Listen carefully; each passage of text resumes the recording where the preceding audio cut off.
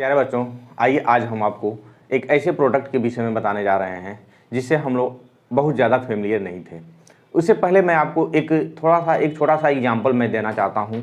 हम एक vector quantity है, फोर्स है। कौन है वह? फोर्स है। और दूसरी क्वांटिटी हमारा डिस्प्लेसमेंट है, ठीक ना। डिस्प्लेसमेंट है, दो वेक्टर्स हैं। यह फोर्स है, यह आपका बल भी सदिश राशि है, और आपका यह जो है विस्थापन, दोनों भी क्या है? सदिश राशियाँ हैं, ठीक है ना। अब एक चीज़ मैं आपको दिखाना चाहता हूँ, यह फोर्स इनटू डिस्प्लेसमेंट, यह क्या मिलता है। आप यहाँ क्या देखते हैं? यहाँ आपको क्या मिलता है? वर्क मिलता है, ठीक है ना। अब एक चीज़ और मैं आपको दिखाना चाहता हूँ, यह डिस्प्लेसमेंट ही मैं मोटे में ले लूँ, डिस्प्लेसमेंट, ठीक है ना, इनटू फोर्स, ठीक है ना। क्या मिलता है? इसको आपने देखा था क्या होता है। डिस्प्लेसमेंट को हम परपेंडिकुलर डिस्टेंस भी लिख सकते हैं, परपेंडिकुलर डिस्टेंस। अगर मैं इसको ले लूँ तो क्या मिलता है? यहाँ से आपको टार्क मिलता है। अब आपको फोर्स और डिस्प्लेसमेंट, यह दोनों चीज़ें एक ही चीज़ है। एक बार इसको हम कंबाइन कर रहे हैं तो हमको क्या मिल रहा है? वर्क मिल रहा है। और उसी चीज़ को दूसरे तरह से हम कंबाइन कर रहे हैं तो क्या मिल रहा है? टॉर्क मिल रहा है। अब यहाँ देखिए, वर्क आपका क्या है?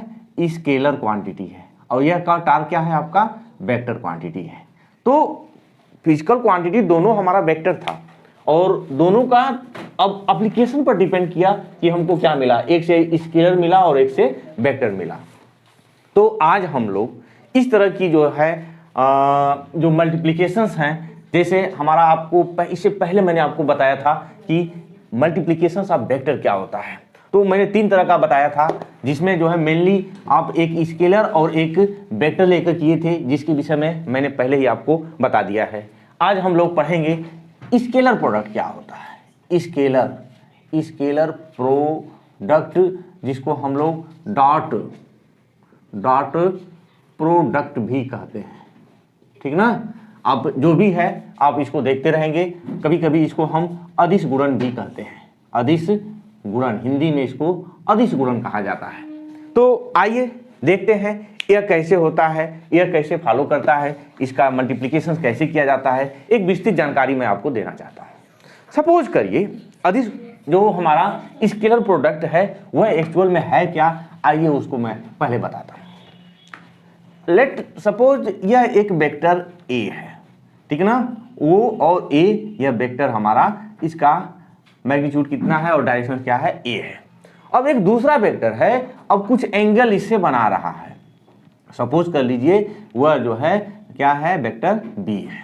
तो इनका जो प्रोडक्ट होता है, यहाँ जो आपने देखा कि जब दो वेक्टर है उनका हम प्रोडक्ट कर रहे थे तो हमको क्या मिल रहा था? स्केलर मिल रहा था। तो अभी मैं इसको ओपन नहीं करना चाहता हूं। जो डॉट प्रोडक्ट है, जो हमारा मल्टीप्लिकेशन था, उसको डॉट लिखते हैं, इसलिए इसको हम डॉट प्रोडक्ट भी कहते हैं। और लिखते क्या है? इसको vector A dot vector B लिखते हैं। यह इसकी डिफिनीशंस है। अब इसका फिजिकल मीनिंग क्या है मैं इसके बाद आपको बताऊंगा, ठीक है ना। तो इसका डिफिनीशन यह है कि मॉड ऑफ वेक्टर ए और मॉड ऑफ वेक्टर बी, और इनके बीच में जो ये इंक्लिनेशन है थीटा है, उसका हम क्या लिखते हैं? कोसाइन लिखते हैं। और यही चीज इनका क्या बताता है? स्केलर प्रोडक्ट बताता है, ठीक है ना। ये तो इसकी डिफिनीशन हो गई, यानी कि एक वेक्टर ए है, दूसरा वेक्टर बी है, तो दोनों का जो डॉट प्रोडक्ट होता है, जो स्केलर प्रोडक्ट होता है, वो दोनों के मैग्नीट्यूड के मल्टीप्लिकेशन और इनके बीच का जो कोसाइन है, जो थीटा है, उसके कोसाइन के मल्टीप्लिकेशन के इक्वल होता है, ठीक है ना। यह चीज इसकी डिफिनीशन हो गई। बट मैं आपको थोड़ा सा और आगे बढ़ाता हूं। आगे बढ़ाने का मेरा क्या मतलब है, इसका फिजिकल मीनिंग मैं आपको बताना चाहता हूं। तो यह तो वेक्टर हो गया, यहां से यहां तक वेक्टर हो गया, और इसका ये हम मॉडुलस निकाल लेंगे तो यह क्या हो गया? इसका लेंथ हो गया, ओ से ए तक का लेंथ हो गया, ठीक है ना। अब वेक्टर बी है, इस वेक्टर बी को भी हम क्या करते हैं? इसका लेंथ निकाल लेते हैं। ये इसका मैग्नीट्यूड हो गया। लेंथ कहने का मेरा मतलब क्या है? इसका यह मैग्नीट्यूड हो गया। अब इसका प्रोजेक्शन निकालें। प्रोजेक्शन आप समझते होंगे, परछाई, सीधे सीधे हम उसको जो है शैडो कह सकते हैं। तो यहाँ शैडो इसका क्या आएगा? इसका हो जाएगा बी कॉस ऑफ थीटा हो गया। यहाँ इसका शैडो कितना आया? बी कॉस ऑफ थीटा हो गया। तो क्या मिला, बी कॉस ऑफ थीटा है, B cos of theta, either इसको मॉड ऑफ बी हम कॉस ऑफ थीटा का लेंगे। तो जो हमारा ज्योमेट्रिकल ढंग से फिजिकल मीनिंग जो होता है डॉट प्रोडक्ट का क्या होता है कि projection of B on A, projection of B on A जो होता है वही क्या होता है, ए डॉट बी होता है, यानी कि वेक्टर ए और वेक्टर बी का जो स्केलर मल्टीप्लिकेशन जो होता है, जो अदिश गुणन होता है, बी का प्रोजेक्शन, यानी कि कह सकते हैं कि बी का घटक, यह क्या है, बी का घटक है किसके डायरेक्शंस में, ए के डायरेक्शंस में, और ए की पूरी जो लेंथ है, जो ए का पूरा मैग्नीट्यूड है उसका मल्टीप्लिकेशन। इसी चीज को हम लोग लिख देते हैं वेक्टर बी और vector A cos of theta, either vector A और vector B cos of theta लिखते हैं। यह बात ऐसे हुई। अब इसको हम स्केलर क्यों कहते हैं, बात फंसती है ना, कि जैसे अब हमने इसका मल्टीप्लिकेशन निकाला, कुछ वैल्यू हमको मिल गई, लेकिन इसको हम स्केलर क्यों कहते हैं, ठीक है, स्केलर इसलिए कहते हैं। आइए मैं थोड़ा सा इसका चेहरा मैं बदल दूं, सारा चीज वही है, उसी तरह से मैं लिखा हूं, थोड़ा सा इसमें से मैं मिटा देता हूं, ठीक है ना, क्योंकि ज़्यादा क्राउलिंग हो जाएगी, वह चीज़ आप क्लियर नहीं कर पाएंगे, आपको स्पष्ट नहीं हो पाएगी। अब ए का शैडो हम बना देते हैं, ए का शैडो हम यहाँ बना देते हैं। ए का शैडो बनाएंगे तो वह कितना आएगा, वह वेक्टर ए का मॉड और कॉस ऑफ थीटा और वेक्टर बी का यह मॉड था। अगेन हम इसको देखते हैं, यहां से आप जो लिखे थे A dot B equal to mod of A और mod of B cos of theta, अब यह लिखा जा सकता है कि mod of A cos of theta into mod of B. अब क्या हुआ, projection of A on B है तो वही चीज ना, लेकिन यहां क्या दिखाई दे रहा है, अब projection of A on B दिखाई दे रहा है, यानी कि ए का घटक किस पे है, बी पर है, और यह जो है, तो हम देख रहे हैं कि एक ही चीज जो हमारी एक फिजिकल क्वांटिटी आ रही है वह दो इधरों चली जा रही है और इधरों हो जा रही है, इसके डायरेक्शन दोनों तरफ हो जा रही है, और किसी भी वेक्टर की, एक वेक्टर की दो डायरेक्शंस नहीं हो सकती है। ऐसा काम केवल स्केलर ही कर सकता है, वेक्टर इस काम को नहीं कर सकता है। इसलिए यह ए जो डॉट प्रोडक्ट होता है वह क्या होता है, आपका स्केलर क्वांटिटी होता है। आपको क्लियर हो गया होगा कि जो अदिश गुणन है वह क्या है, एक अदिश राशि आती है, ठीक है ना। ये इसकी डिफिनीशंस रही, इसके विषय में आप अच्छी तरह से समझ गए होंगे, यानी कि कह सकते हैं कि इसको कैसे डिफाइन करेंगे। अगर एक वेक्टर ए है, दूसरा वेक्टर बी है, तो ए का प्रोजेक्शन बी पर और ए की मैग्नीट्यूड का जो सिंपल मल्टीप्लिकेशन होता है वही क्या है, आपका स्केलर मल्टीप्लिकेशन है। जैसे 3 में 4 का हम गुणा करते हैं, मल्टीप्लिकेशन करते हैं, तो 3 चौक को 12 आता है, 3 4 12 आता है, वही चीज है यह स्केलर मल्टीप्लिकेशन। इसी तरह से हम कर सकते हैं कि वेक्टर ए का प्रोजेक्शन वेक्टर बी पर जितना हो, शैडो, छाया, जो भी कर सकते हैं प्रोजेक्शन, ठीक ना, उतनी लेंथ और जो उसका बी का मैग्नीट्यूड, दोनों का जो सिंपल मल्टीप्लिकेशन होता है वही वेक्टर ए और वेक्टर बी का डॉट प्रोडक्ट होता है। आप डिफिनीशन क्लियर हो गया, कोई शंका आपको नहीं होगी। आइए इसी कुछ प्रॉपर्टी हैं, उस प्रॉपर्टियों को हम डिस्क्रिप्टिव ढंग से, अच्छे ढंग से इनकी प्रॉपर्टियों को समझते हैं। पहली प्रॉपर्टी आती है, अब मैं उसका नाम नहीं लूंगा, बाद में मैं लिखूंगा पहली प्रॉपर्टी इसकी क्या है। मैंने आपको दिखाया कि वेक्टर ए और डॉट वेक्टर बी, क्या मिला आपको, आपको मिला ए का मैग्नीट्यूड और बी का मैग्नीट्यूड कॉस ऑफ थीटा, ठीक ना। अब हम देखते हैं कि यह डॉट प्रोडक्ट पॉजिटिव होगा कि निगेटिव होगा। तो इसका पॉजिटिव होना और इसका निगेटिव होना दो फैक्टर पर डिपेंड करता है, जो कि ए और बी है। ए और बी का मैग्नीट्यूड जब आप जो ही निकालेंगे तो क्या होगा, चाहे माइनस में यह होगा चाहे प्लस में होगा, इसका मैग्नीट्यूड हमेशा प्लस हो जाएगा। तो कौन सा फैक्टर है, यह cos थीटा है। अब यह cos थीटा पर ही डिपेंड करता है कि यह पॉजिटिव होगा कि निगेटिव होगा। तो आपका cos थीटा कब पॉजिटिव होगा और कब निगेटिव होगा, इसके दो फैक्टर्स हैं, ठीक है ना। हम देखते हैं दो एंगल्स, कब, जब थीटा की वैल्यू कहाँ कहाँ होगी, हमारी थीटा कहाँ से होगा, 90 से कम होगा और जो है 0 से ज़्यादा होगा, तब के कंडीशंस में इसकी वैल्यू क्या होगी, पॉजिटिव होगी।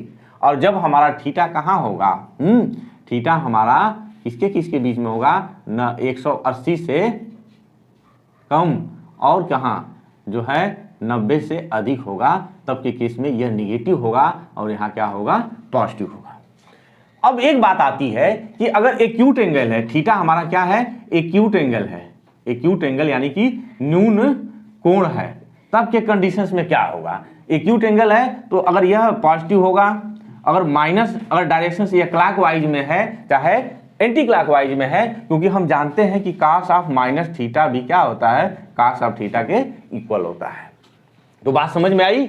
अब एक तीसरा केस ये भी एराइज होता है, यह हमारा यह वेक्टर हो गया और यह वेक्टर हो गया, ठीक ना।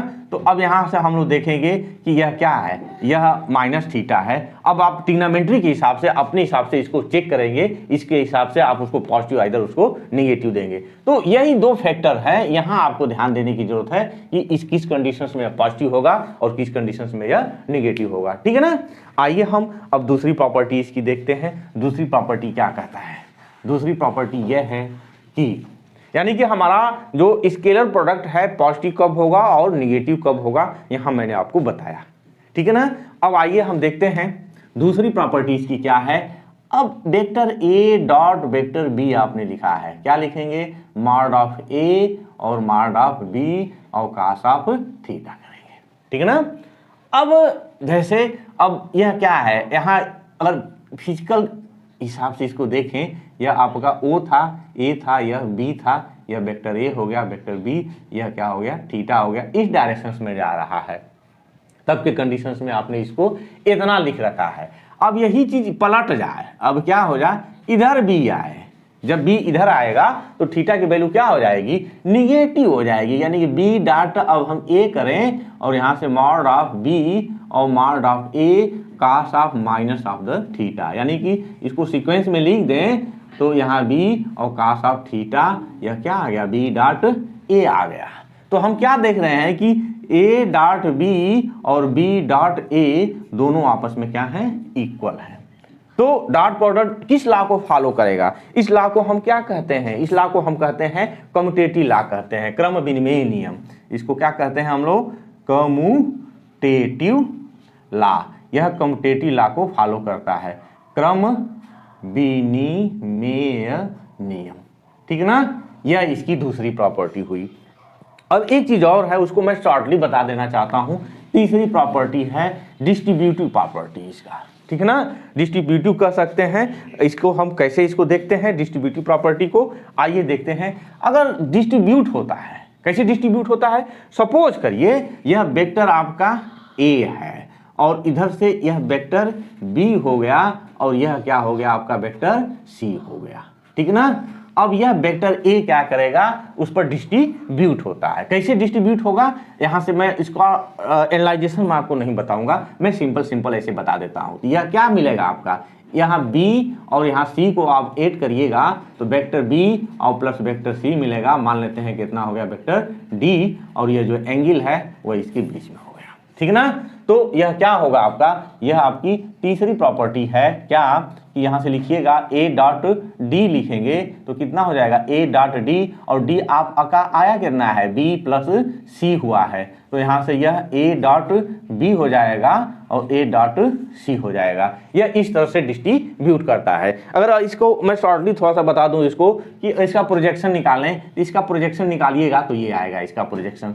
तो यहाँ से यहाँ तक का यह मल्टीप्लीकेशन आपका कितना हो जाएगा। अब इसको लिख सकते हैं कि B डॉट A मोटे मोटे में इसके हिसाब से लिख सकते हैं। फिर इसी तरह से अब इसका जब देखिएगा और जब इसका देखिएगा तो उसके हिसाब से जब आप देखेंगे तो यह वाला कितना हो जाएगा, यह जो है आपका A डॉट C आ जाएगा। और पूरा क्या है, यही दोनों सम है, यह पूरा इसका जो है मल्टीप्लिकेशन सम है, यही क्या हो गया आपका, यह A dot B plus C हो गया, ठीक है ना। तो जोड़ घटा के मेरे कहने का मतलब यही है कि यह डिस्ट्रीब्यूटिव लॉ को फॉलो करता है, अथवा जिसको हम लोग क्या कहते हैं हिंदी अंग्रेजी में इसको डिस्ट्रीब्यूटिव लॉ, हाँ डिस्ट्रीब्यूटिव लॉ कहते हैं, अथवा वितरण नियम। वितरण नियम, डिस्ट्रीब्यूशन का मतलब क्या है, यह डॉट जो है एडिशन पर आइदर सब्ट्रैक्शन पर। हम अगर ऐसे भी लिखना चाहें कि A dot B minus C तो हो जाएगा A dot B minus A dot C, यानी कि एडिशन और सब्ट्रैक्शन दोनों पर यह क्या होता है, डिस्ट्रीब्यूट होता है, ठीक है ना। आइए हम अब इसकी चौथी प्रॉपर्टी देखते हैं। ठीक ना। ये प्रॉपर्टी है आपको न्यूमेरिकल सॉल्व करने में, आपको इसके स्टडी में सहायता करेंगी। चौथी प्रॉपर्टी इसकी क्या करती है, फोर्थ प्रॉपर्टी यह है इसकी, कौन सी प्रॉपर्टी है कि सपोज करिए यह एक वेक्टर है, यह वेक्टर आपका ए है और दूसरा वेक्टर यह है और वेक्टर यह आपका बी है। अब इनका डॉट प्रोडक्ट कितना होगा, इसका स्केलर प्रोडक्ट कितना होगा, यानी कि पैरेलल वेक्टर होंगे तब के कंडीशंस में इसका पैरेलल वेक्टर है। कैसे है यह, पैरेलल वेक्टर है, ठीक ना। तो पैरेलल वेक्टर का क्या होता है डॉट प्रोडक्ट, देखिए यह vector A dot vector B है, तो क्या करेंगे mod of A mod of B, और दो पैरेलल वेक्टर के बीच में एंगल कितना होता है, यहाँ थीटा की वैल्यू 0 डिग्री होगी, यह कितना हो जाएगा कॉस ऑफ 0 डिग्री, यानी कि कितना मिलेगा आपका ए डॉट बी जो होगा मॉड ऑफ ए और मॉड ऑफ बी के इक्वल होगा। इधर इसको हम लोग ऐसे भी लिख सकते हैं। तो जब दो वेक्टर पैरेलल होंगे तो उनका डॉट प्रोडक्ट होगा क्या, उनके केवल मैग्नीट्यूड के मल्टीप्लिकेशंस के बराबर होगा, ठीक है ना। अब थोड़ा सा हम इसी में एक मॉडिफाई केस में करना चाहता हूं। यह वेक्टर सेल्फ प्रोडक्ट है, सेल्फ प्रोडक्ट कहने का मतलब क्या है मेरा, यह वेक्टर ए है, इस वेक्टर ए का इसी में मल्टीप्लिकेशन जब हम करेंगे, यानी कि इसी वेक्टर का इसी वेक्टर में जब मल्टीप्लिकेशन करेंगे तब क्या होगा, तो बताइए इस वेक्टर के और इसी वेक्टर में मल्टीप्लिकेशन किया जा रहा है तो कितना एंगल होगा, उसको हम लोग सेल्फ प्रोडक्ट भी कहते हैं, सेल्फ प्रोडक्ट कहते हैं, सेल्फ प्रोडक्ट। कैसा सेल्फ प्रोडक्ट, डॉट प्रोडक्ट, ठीक ना। तो यह सेल्फ डॉट प्रोडक्ट हो गया, कितना हो जाएगा magnitude of A magnitude of A cos of 0 degree, यानी कि मॉड ऑफ ए का स्क्वायर, आइदर इसको हम लोग ए स्क्वायर लिख सकते हैं। यानी कि जब दो एक ही वेक्टर है, उसी वेक्टर का जब उसी वेक्टर में मल्टीप्लिकेशन किया जाता है तो क्या मिलता है, उसके मैग्नीट्यूड का स्क्वायर मिलता है। यह क्या था आपका, पैरेलल वेक्टर थे और सेल्फ वेक्टर का था। अब हम एंटी पैरेलल वेक्टर्स देखते हैं, जब वेक्टर्स क्या हो, एंटी पैरेलल हो। एंटी पैरेलल कहने का मतलब यहां से मैं एंटी पैरेलल लिख देता हूं, यह वेक्टर इस डायरेक्शन में है और दूसरा वेक्टर इस डायरेक्शन में है, मैग्नीट्यूड इसका बी है, तो इनके बीच में एंगल कितना होगा, एंगल होगा 180 डिग्री। तो जब आप ए डॉट बी निकालिएगा तो मॉड ऑफ ए और मॉड ऑफ बी और कॉस ऑफ 180 डिग्री, इधर पाई कर सकते हैं, mod of 1 mod of B, और कितना हो जाएगा यह -1 हो जाएगा, यानी कि कितना माइनस ए और बी के इक्वल हो जाएगा। यानी कि मोटे मोटे में हम ए बी कह सकते हैं, ए डॉट बी जो होगा वह क्या होगा, इनके जो है निगेटिव ऑफ इनके मैग्नीट्यूड के मल्टीप्लिकेशंस के इक्वल होगा। कब के केस में, जब वेक्टर हमारे क्या होंगे, एंटी पैरेलल होंगे, तब के कंडीशंस में ऐसा होगा, ठीक है ना। अब आइए हम आगे चलते हैं। मैंने आपको एक चीज बताया था सेल्फ प्रोडक्ट, तो सेल्फ प्रोडक्ट में अगर हम यूनिट वेक्टर की चर्चा करना चाहें, हमारा जो है ऑर्थोगोनल यूनिट वेक्टर हो, तो ऑर्थोगोनल यूनिट का सेल्फ प्रोडक्ट क्या होगा आपका, ये पांचवा प्रॉपर्टी है। चौथी प्रॉपर्टी है, छठी प्रॉपर्टी है, ठीक है ना। छठी प्रॉपर्टी क्या करी है कि हमारा ऑर्थोगोनल हो, तो सपोज करिए यह आई है, आई कैप डॉट, यहां से आप आई कैप कर रहे हैं, तब के कंडीशंस में आपको क्या मिलेगा, मिलेगा मॉड ऑफ आई और मॉड ऑफ इस आई को फिर cos ऑफ, और सेम वेक्टर है तो इनके बीच में एंगल कितना होगा, 0 डिग्री होगा। तब के कंडीशंस में यह 1 हो जाएगा, 1 हो जाएगा और 1 हो जाएगा, कुल मिलाकर के 1 हो जाएगा। यानी कहने का क्या मतलब है, जब ऑर्थोगोनल यूनिट वेक्टर होंगे और सेल्फ प्रोडक्ट उनका किया जाएगा तो हमेशा क्या मिलेगा, 1 मिलेगा। यानी कि आई डॉट आई, ठीक है ना, equal to J dot J equal to K dot K equal to कितना आएगा, 1 आएगा। इसका हम लोग आगे इस्तेमाल करेंगे, ठीक है ना। अब आइए हम देखते हैं कि सेल्फ प्रोडक्ट में अगर दो वेक्टर हैं उनका सम किया गया है तो सेल्फ प्रोडक्ट के माध्यम से हम लोग जो है उसका जो रिजल्टेंट होता है उसका मैग्नीट्यूड कैसे निकालेंगे, सेल्फ प्रोडक्ट के माध्यम से। तो सपोज करिए यह वेक्टर हमारा है, यह आपकी छठी प्रॉपर्टी है। छठी प्रॉपर्टी क्या कर रही है उसको देखते हैं कि सेल्फ प्रोडक्ट वाली बात है। सपोज करिए कि यह हमारा रिजल्टेंट आर है, वह क्या है, वेक्टर ए और प्लस वेक्टर बी का जो है यह क्या है, रिजल्टेंट है, ठीक है ना। तो इसका वैल्यू अगर मैग्नीट्यूड ऑफ आर निकालना होगा तो मैग्नीट्यूड ऑफ आर कैसे निकालोगे, ठीक है ना। आइए देखते हैं। तो यहाँ से हम सेल्फ प्रोडक्ट करेंगे, आर डॉट आर करेंगे, यहाँ से कितना हो जाएगा, ए प्लस बी हो गया, और यहाँ से डॉट ए प्लस बी हो जाएगा, ठीक है ना। अब थोड़ा सा समझिए, ए और बी जब एडिशन निकालने हैं तो ए और बी के बीच में कुछ एंगल जरूर होगा। यह वेक्टर आपका बी हो चाहे ए हो, कोई भी लिख सकते हैं। यह एंगल क्या है, उनके बीच में थीटा है। इस चीज को ध्यान में रखेंगे। ए और बी दो वेक्टर है, उनके बीच में इंक्लिनेशन कितना है, थीटा है। उनका रिजल्टेंट कितना आया है, आर आया, उसी का हमको क्या करना है, मैग्नीट्यूड निकालना है। देखिए वेक्टर प्रोडक्ट के माध्यम से कितना इजीली मैग्नीट्यूड निकलेगा उसको देखते हैं, ठीक है ना। आइए, तो यह कितना हो जाएगा, आर डॉट आर करिएगा तो आर स्क्वायर हो जाएगा। यह डिस्ट्रीब्यूट हो जाएगा ना, यह वेक्टर सब पर डिस्ट्रीब्यूट होगा। तो यहां से क्या मिलेगा आपका, ए प्लस बी डॉट ए मिलेगा और प्लस ए प्लस बी और डॉट बी मिलेगा।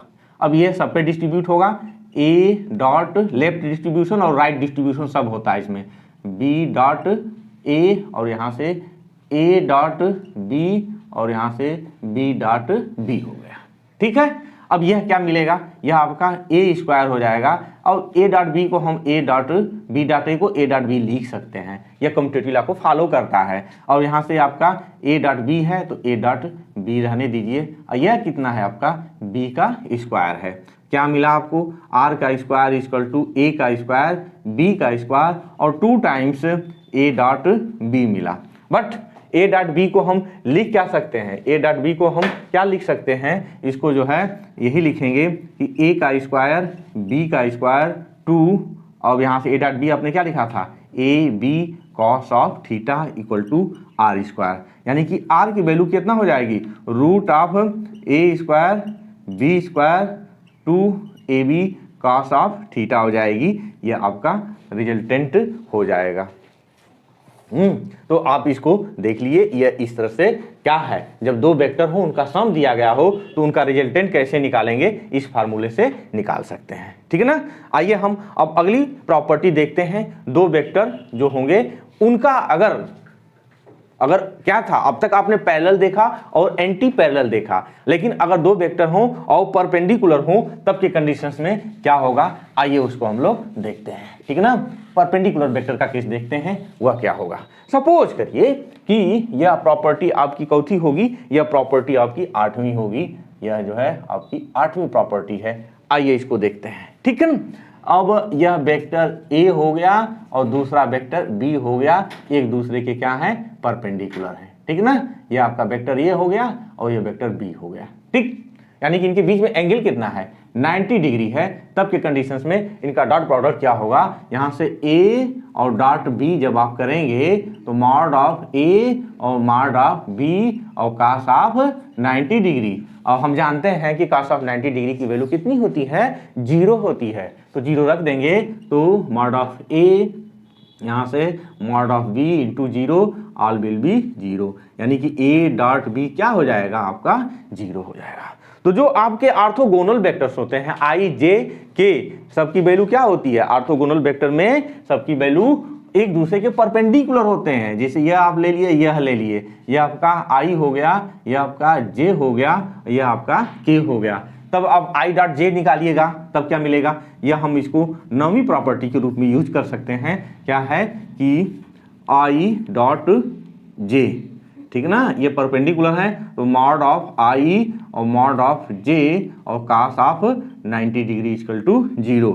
यानी कि कह सकते हैं कि आई डॉट जे और जे डॉट के और के dot I all will B कितना 0। यह जो है जो ऑर्थोगोनल वेक्टर्स होते हैं उनका जो है दो वेक्टर्स का प्रोडक्ट क्या होता है, हमेशा 0 होता है। आइए थोड़ा सा हम आपको आगे और बढ़ाते हैं।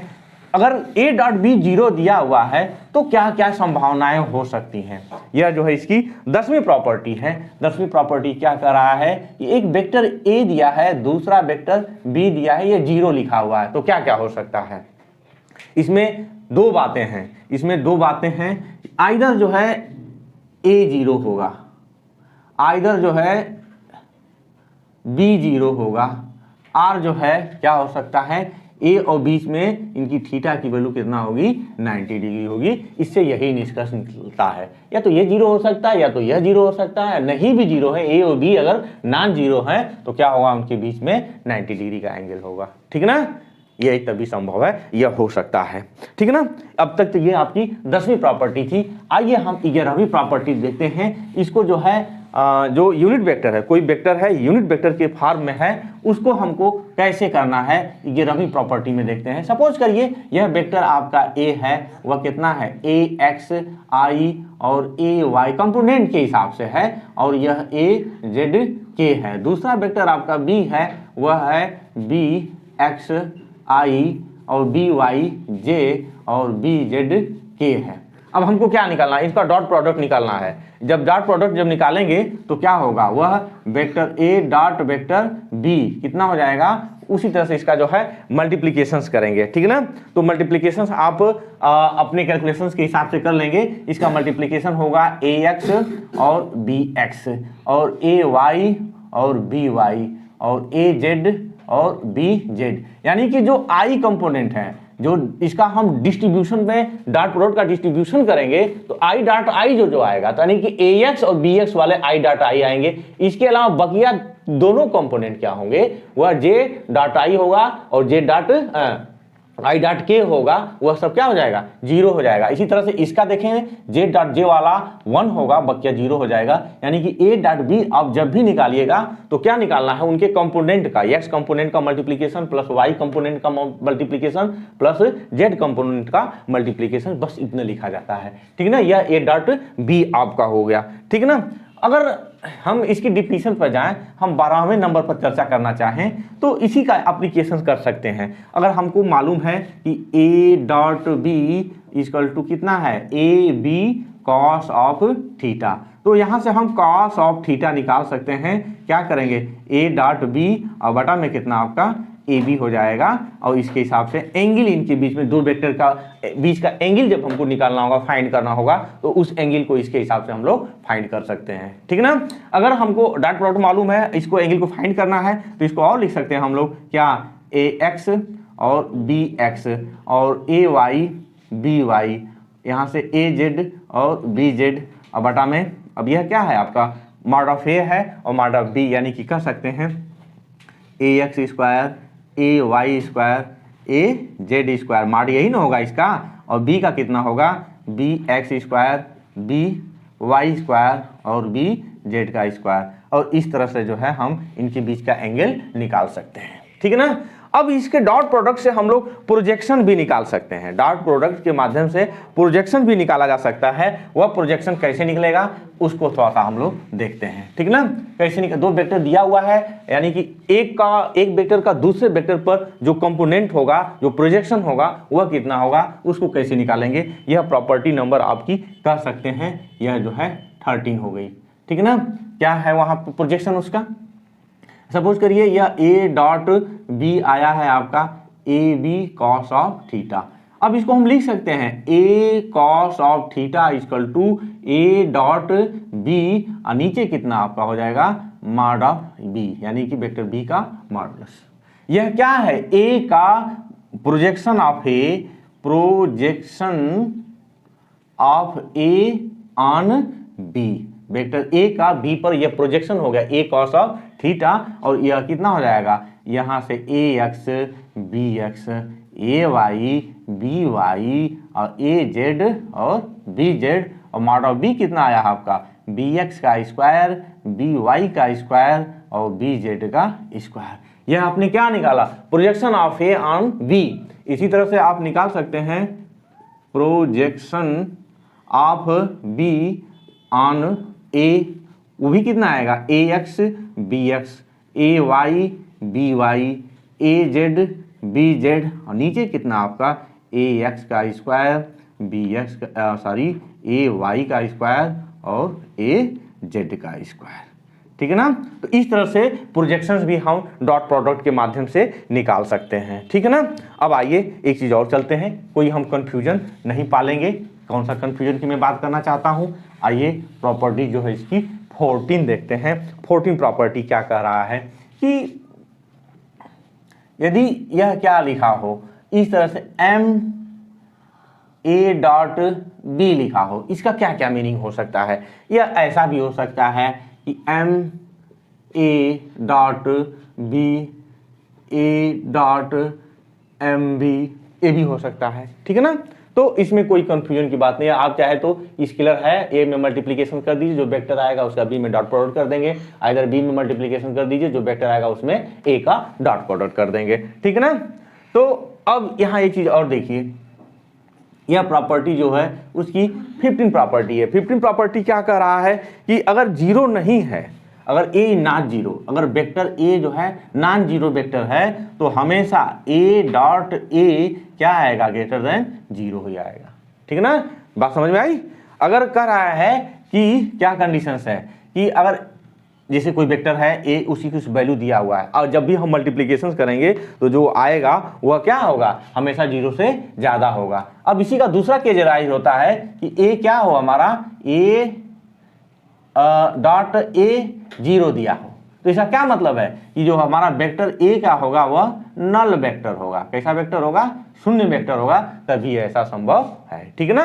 अब आइए हम एक प्रॉपर्टी और आपको बता देते हैं। इसका प्रॉपर्टी का मतलब क्या है, इसका प्रॉपर्टी का मतलब यही है कि जो हमारा डॉट प्रोडक्ट है, यह डॉट प्रोडक्ट जो है आपके क्रॉस प्रोडक्ट पर भी आगे चल के डिस्ट्रीब्यूटिव होगा, जो कि आपके सिलेबस में नहीं है। ट्रिपल प्रोडक्ट में ए डॉट बी क्रॉस सी, इस तरह का एक प्रोडक्ट है। जब आप हायर क्लास में जाएंगे तो इसकी आवश्यकता पड़ेगी। फिलहाल में आपके लेवल पर जितना था उतना मैंने आपको बताया। आपको अच्छा लगा हो, आपको अच्छी तरह से समझ में आया हो, तो प्लीज़ मेरे चैनल को सब्सक्राइब करिए तथा बेल आइकन जरूर दबाइए। धन्यवाद।